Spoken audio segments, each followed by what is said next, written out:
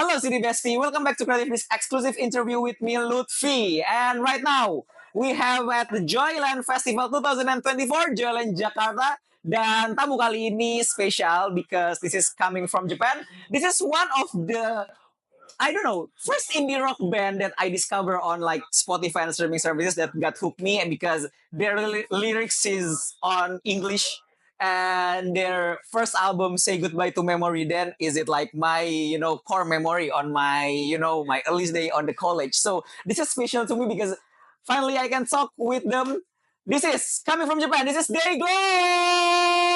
Oh my god. Hello. How Indonesia? How Indonesia so far? You're like yesterday playing in Bandung, and how is Indonesia for you? Yeah, it's Great. Yeah, it's great. It's so fun. Everyone's so nice, and beer is great. Oh yeah. When you're in Japan? Sorry? When you're in Japan? The beer? Beer? Uh. Beer in Japan is really good, actually. So like, it's like at same. At the same right now. Yeah, same level. I love both. Hi. So okay, so you're playing for the second time in Indonesia. Like, how did you end up playing in Indonesia again? It's like it's been a long time since last time. So like, I'm just so happy to be back. Actually, like we've been losing so many opportunities, maybe through COVID here, Yeah. to come to many countries. Like I'm so grateful for this opportunity. We're all, I think. And how has Joyland Festival so far, in your opinion? Jalan Yes, Festival? so far. Like since we just like first saw, and then so like and then now we're here. Yeah, we Like- haven't seen much. So we're just enjoying like great stories sounding from through here. Yes, yes, Like, yes. It's sounding great, and then people are nice. Like Yeah. after our set, and then there are some people just like in front. I saw some people wanting some autographs and stuff. So I just came down and then had a quick conversation with them. Oh, And they're wow. all so nice people. So I'm so happy to meet them. Okay, so can you tell us about your latest EP called Cut the Color? Yeah. The detail. It's kind of like a very new direction, but like we also feel like we're getting back to the very like early days of DYGL. Oh wow. So like we kind of feel like very opposite thing at the same time. It's very new direction, but it's also like we're getting back some kind of first passion of our band history. Oh wow. So this is very important EP for us to go to the 5th album that could be coming next year. Oh really? Yeah, Your fifth album. it's coming next year. I think. I hope. It's been a long time. I think like when I heard your Say Goodbye to Memory, then and right now it's like you have like 5 album. Already 4, and then 5 it's coming. What? 5th. Coming, yeah. Okay, so I know this is like the burning questions that maybe like I don't know, maybe like maybe like you're boring with this question, I think, but this is like when I first heard you with like Come Together and especially Say Goodbye to Memory, then is it like have a special place in my heart? I think like this is the unique things because why because you sing all of the lyrics in English. So why do you sing songs in English? Why? Because this is very unique to me. Because I'm very bad at Japanese. Huh? Really? No, I'm kidding, but I'm serious because like I don't know how to write like good Japanese lyrics. Like maybe I'm very serious.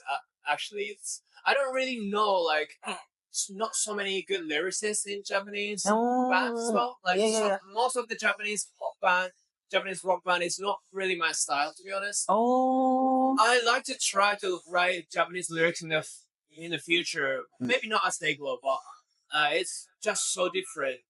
And then like we all of the members in DYGL like English written music from England or from America, or from even from Singapore, even from Taiwan. Like we like English songs in general as well. So it's more natural for me to write English lyrics. I didn't really think about it too much. Like I was just like let's start band, let's write music, and then it was just English. Because I think I like a trick when I first heard you. Because I think like, oh my god, this is been from English because your English is so damn good. Your English pronunciation is so damn good. Like okay, when I see like the Spotify page like Japan, are you sure this is coming from Japan? Because Japan language, the people in like speaking English in Japan is very bad. I think Japan English, yeah. That's very stereotyped. Yes, because actually I've like studied college taking like Japanese literature actually. So yeah, that's I'm living with that stereotype when I speak English when I go to the Shibuya, like when I speak English, like they didn't understand much. So and they like talking like Japan English. I see. Yeah.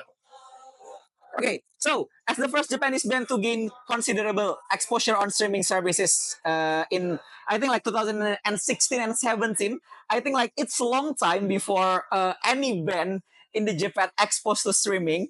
I think like did it have a big impact to your music and its reach to the worldwide stage? Sorry, I missed that question. Yeah, sorry. I think like your first exposure like in 2016 and 2017, and your first exposure like in streaming. Let me start about. Yeah. So, For the streaming, streaming, like Spotify. like Spotify, because I discovered you on Spotify, Okay. and I think like this is the first time the Japanese band is like expanding in Spotify, because I think like I think like in my opinion, I think like you are like the start of the wave of Japanese band like go worldwide in Spotify, because I listened to you back in 2016 and kind of shocked, I think. But in your opinion, did streaming really help your reach on the worldwide stage, on the worldwide audience? Definitely. Yeah, definitely. It helps. Yeah. Will it helps, and why? Why it helps? Because like I still kind of have some romantic feeling for like even before internet era, like 90s, 80s, like Yes. music. Sometimes like some people says like, oh, music used to be real, but like internet, like ruin it, something like that. And I kind of agreed. I kind of deny it in my heart. You know what I mean? Like internet changes the world differently, and then sometimes like it, could be recognized as a bad thing. Sometimes, but I started to feel like I appreciate more. Like we're here now, and I think it's not really common thing for especially Japanese people, Japanese bands to do Yes. before internet, like before YouTube, Yes. Spotify. So all this platform on all this technology opens up the opportunity and a possibility for local bands, indie bands to be more worldwide. You know what I mean? It's like Yeah. I appreciate it actually. Because I think like back in like 2016 when I first discovered you, I think many people in Japan like think Spotify is pirate site. Many people like in 2016 when I first discovered you, many people in Japan thinking that Spotify like is piracy site. Yeah. It was kind of forbidden to use actually. Yes. Not available there Oh. at that time actually. Okay. Yeah, we're very conservative. Really. Okay, so we are talking about your previous songs. It's called "A Pepper Drink," which is my favorite song of all time, I think. Uh, I, can you tell us more the detail about that song? We can like go back to memory lane. A Pepper Dream, A Pepper Dream. Can you tell us the detail about A Pepper Dream? Talk about a paper dream. Yes. From the second album. Yes. Right. I like that song as well. Yeah, like we don't really play that song that much because like we go into the more like post punk, hardcore, influenced music these days. So that song is pretty much influenced by like 60s, 70s, Yes. or more 60s, like British rock music in general, or like even 2000 like post punk revival era. So that is very specific like music genre that we tried that time. So like as I said earlier, like I appreciate all the steps that we took as a As a band. as first album, second album, third album, fourth album, and so I just embrace that song album memory. Well, now I think like we're trying to do something very different. So yeah. Okay. So, how do you see the current indie rock scene right now? The Current current indie rock scene. How do you see it? in rock scene Yeah. in Japan? In Japan or in general? What's your opinion?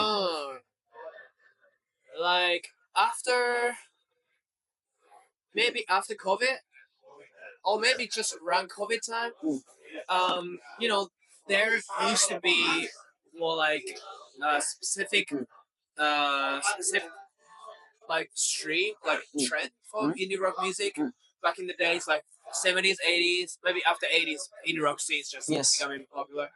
80s, like there's the Smith. Yes. 90s, there's like Manchester Manchester music scene, Manchester right now. Yeah, like Stone in America, Roses. they're like even 2010, like there's capture tracks. There's something like there's always like trend that we can recognize. But maybe before and after COVID, like around the COVID time, like every music, like diverse with so many like just spread all around. Yes, So, like, yes. all the music, like every music genre is just happening at the same time. Yes. True. Which can be good, which can be bad. So, like it just depends on how we, use it, like how we like take it. Oh.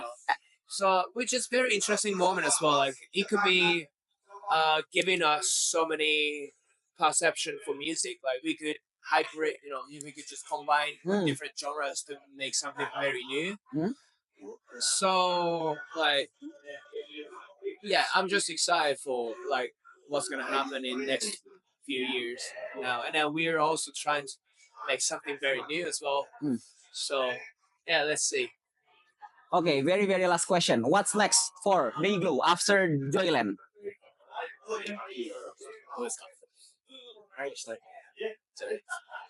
Uh, now our set list is consists of almost all the songs are new song. So we're gonna record new song and releasing a new album next year.